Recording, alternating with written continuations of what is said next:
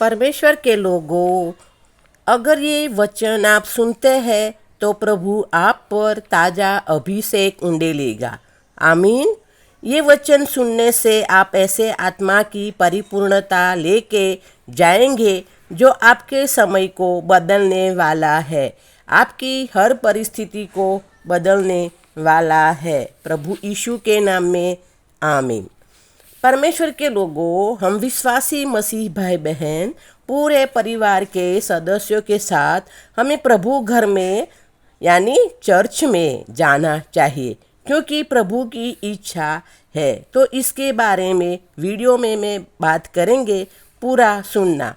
प्रभु का वचन कहता है, 2 से 3 इकट्ठा होकर मेरे नाम में इकट्ठा होकर प्रार्थना करते हैं, स्तुति आराधना करते हैं, तो उनके बीच में मैं हूँ। इसीलिए हमें चर्च में जाकर, आराधनालय में जाकर प्रभु की स्तुति आराधना करना चाहिए और प्रभु के महिमा के लिए ये काम हमें कलीसिया में करना चाहिए।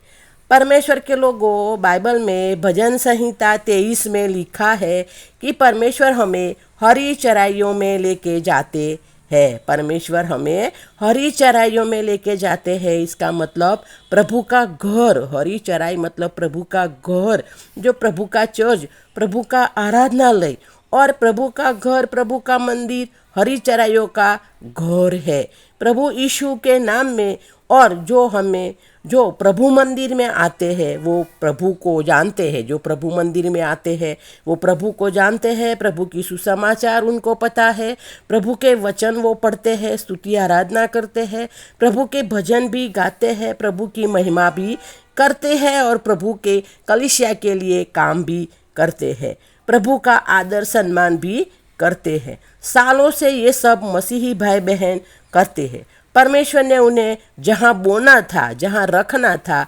वहाँ रख दिया। तो हमारे लिए जो सबसे बेस्ट होता है वहाँ हमारे परमेश्वर ने हमको बो दिया, हमको रख दिया।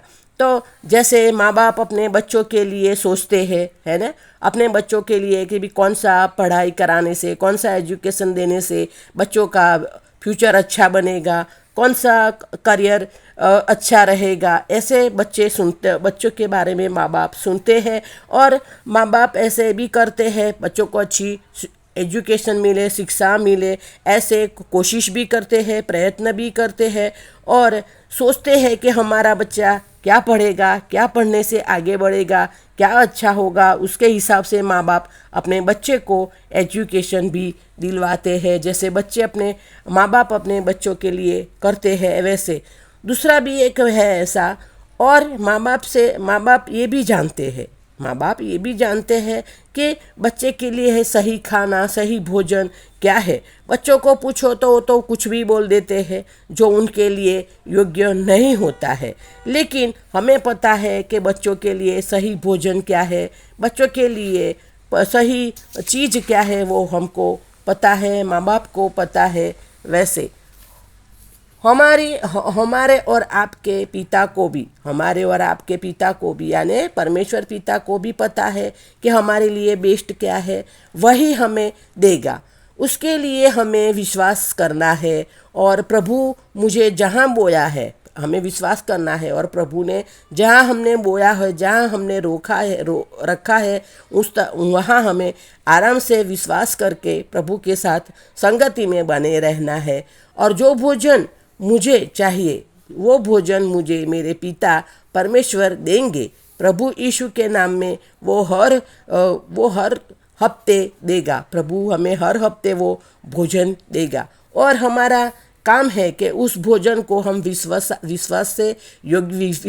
योग्यता से हमें वो भोजन को लेना चाहिए। जब भी हमें हर संडे भोजन मिलता है प्रभु की तरफ से, तो वो हमें हर विश्वास के योग्यता के साथ वो भोजन हमें लेना चाहिए और पूरा हफ्ता उस भोजन का हमें मनन करना चाहिए और वो बार बार हमें सुनना चाहिए और वो वचन को अपने अंदर हमें डालना चाहिए। जो हमें हर संडे वचन जो सुनते हैं वो वचन का मनन करना चाहिए पूरे हफ्ते और वो वचन हमारे अंदर डालना चाहिए।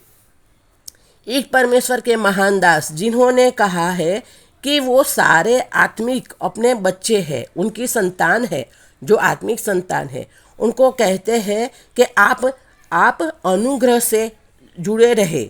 अनुग्रह से, जो मुझ पर अनुग्रह है उससे आप जुड़े रहना चाहते हो, जो मुझ पर है, जो अनुग्रह मुझ पर है उससे जुड़े रहना आप चाहते हो, तो लगातार मुझे सुनते रहो और लगातार मुझे समय मिलने पर हमेशा मिलते रहो। पर्सनली मुझे आके मिलो, ये ज़रूरी है। हाँ, हमारे चरवाहे, हमारे पास्टर साहब के साथ हमें बने रहना, हमारे चरवाहे यानी हमारे पास्टर साहब के साथ हमें मेल मिलाप रखना, उनके संगति में बने रहना, वो बहुत ज़रूरी है, क्योंकि वो कलीसिया के पास्टर है और कलीसिया के चरवाहे हैं, और चरवाहे हमें सही रास्ता दिखाते हैं।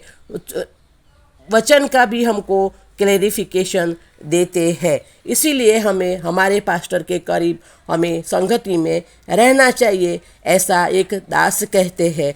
और वैसे यहाँ बाइबल में भी देखो, बाइबल में भी प्रभु का वचन कहता है, प्रभु यीशु ने कहा कि जो तुम मुझ में बने रहोगे तो तुम बहुत फल लाओगे। हाँ, प्रभु यीशु ने भी कहा कि तुम मुझ में बने रहोगे तो बहुत फल लाओगे। प्रभु का वचन ये भी कहता है कि दाखलता का वेला है, जो दाखलता से जुड़ा रहता है तो फल लाता है, लेकिन दाखलता से अलग हो जाती है उसकी डालियाँ तो वो कुछ नहीं करती।